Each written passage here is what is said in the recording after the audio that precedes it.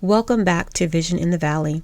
So this is the month of February, and like many people, I'm reminded of love and the beauty of it all. The love for God, love for ourselves, and the love for others. And there are a couple of things I want to dig into this month. However, today I want to talk about the love for self. And this is really just part one of that. So our love for ourselves is a direct connection to our love for the Lord and how we see ourselves through His eyes.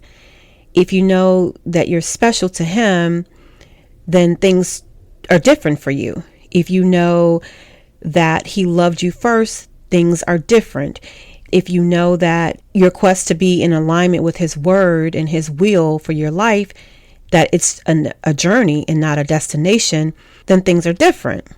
So let's just assume that we're all in a point where we know that. We know that things are different because we know the love of our God.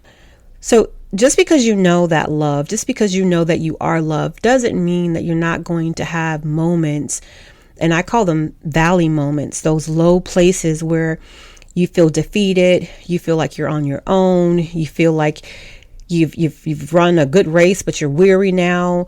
No one is not moving exactly in the time that you thought it would move, and so you're kind of in a low valley moment. That happens to all of us. The alignment, if you will, the journey of the alignment is not, again, it's not a destination. So you don't just get there one day like you've arrived. It's a journey. It's the entirety of your life. So you're going to have some valley moments, and that's okay. And we need to remember that we're not in it alone. You're not the only one to experience it, and it's not going to be the only time that you experience it. The difference between before you knew the Lord and His love for you and now is how you deal with those low valley moments, right? So I was listening to a podcast. It's just a snippet of it with Taraji P, Henson, and Angie Martinez. And I guess Angie Martinez has a podcast. She talks to a lot of celebrities, and I don't know the name of it or anything like that. But I heard a little snippet of it. And the thing that caught me off guard was that Taraji, who we all come to love and kind of relate to from woman to woman, from black girl rock power to just someone starting from the bottom and pulling her way up. She was actually pretty upset. She was crying. And the header said, "I feel like I'm in the fight for my life." You could hear her talk to it about how people look up to her and they're counting on her. And she said she didn't feel like a hero. And she was pretty distraught. I applaud her because during this time frame, Angie Martinez had mentioned that if this is something that she was okay or was not okay with, she would have been happy to cut it out, edit it out of the podcast. But Taraji was very adamant about, no, people need to hear this. People need to hear me say this. I'm in agreement with that. But when she said she didn't feel like a hero, I started to think about it like, well, who is she comparing herself to? Who does she think a hero is? Right? So I stopped in that moment because I know for a fact that I've gone through that. I know people very close to me have gone through that. And I'm thinking about my daughter in particular, feeling like, and she's not said this to me, but just feeling like there's so many people who are looking up to me, so many people who have already had these preconceived expectations about what my life should be like. And sometimes what we think of ourselves, oftentimes I should say this, what we think of ourselves is really the precursor for that little trap. You have people who look up to you and are counting on you, sure. But the people who are in that seat usually hold their own selves to fire in a different way than anyone else can. And I know that I am that person. So when I was thinking about it, I said, yeah, this is very relatable, and you'll have to speak to this because this is what's happening.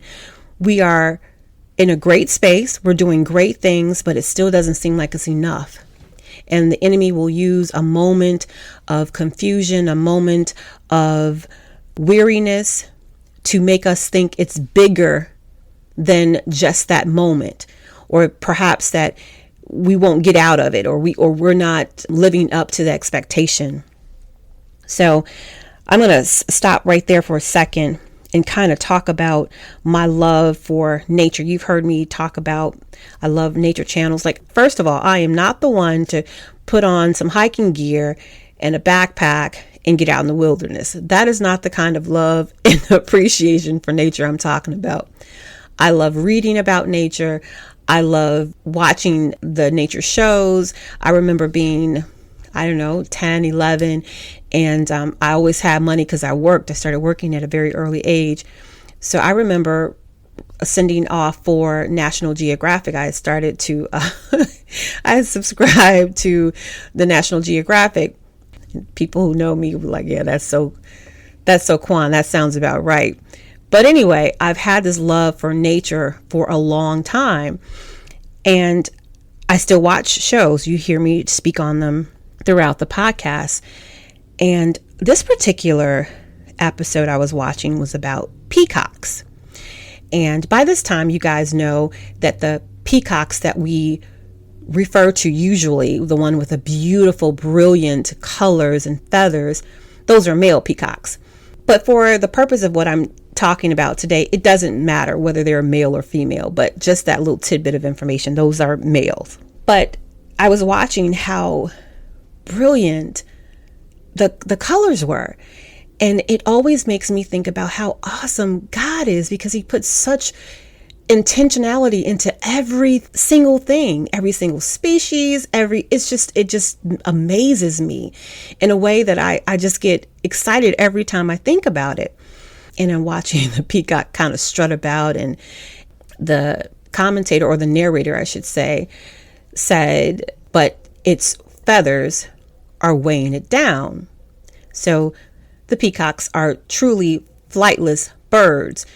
So they have the ability to take a little, they'll run a little bit, jump, and then they're able to get up on top, so they'll roost. They can fly, if you call it flying. They can fly long enough to get into a roosting position, settling for the night or getting away from a predator, right? That's just it. So when I heard the narrator make that comment, I was thinking, like, all that beauty, and they can't fly. Their feathers are weighing them down. Wow, that is so terrible. That's so sad, right? The beauty is weighing them down. So when I thought originally that I'd speak to you about it, I was going to go in a different direction.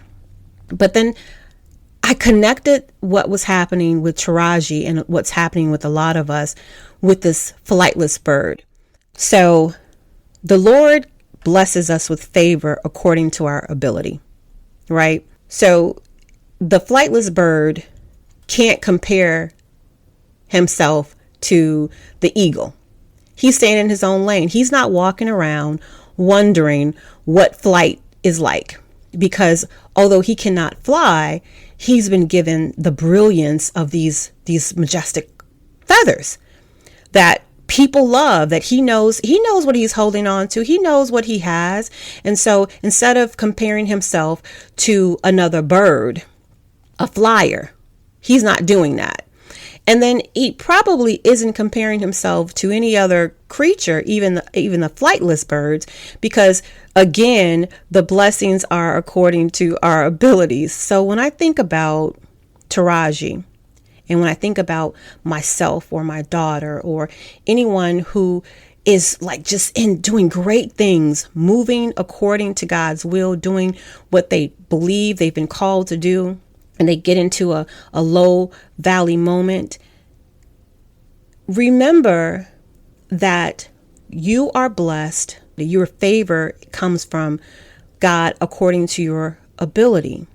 In fact, last Sunday, we were covering Psalm 30 and 5, and Pastor Hannah was talking about the favor that lasts a lifetime. And I absolutely loved, because this is a scripture that's been covered many times before, but I love that our shepherds have the anointing to bring that same message and bring new energy to it, so that you're still walking away with something that you'd not thought about before, or you thought about it in a different season, and so it means something different for you. So he says it takes a lot to live under favor for the rest of your life. That's strong, because it takes a lot. We love the idea of being favored, having favor with God. But along with that favor comes this tremendous responsibility.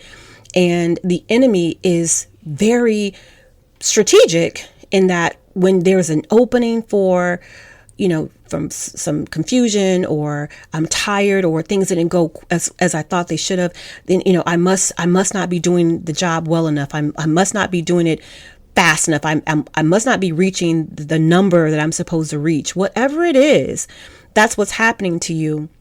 It's because it's hard to live with that favor for a lifetime.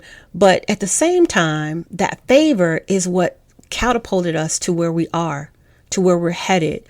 So to bring those two things together, I'm just reminded that if we are favored according to our ability, that means that what you've been given by the Lord, that uniqueness about you, whether it's Taraji and her ability to act, or you teaching, or your leadership ability, whatever that unique thing is, your creative ability, whatever that thing is, you have been given favor according to that ability. Stay in that lane. Stop judging yourself against the next person, the next bird, right? Stay in your lane first and foremost.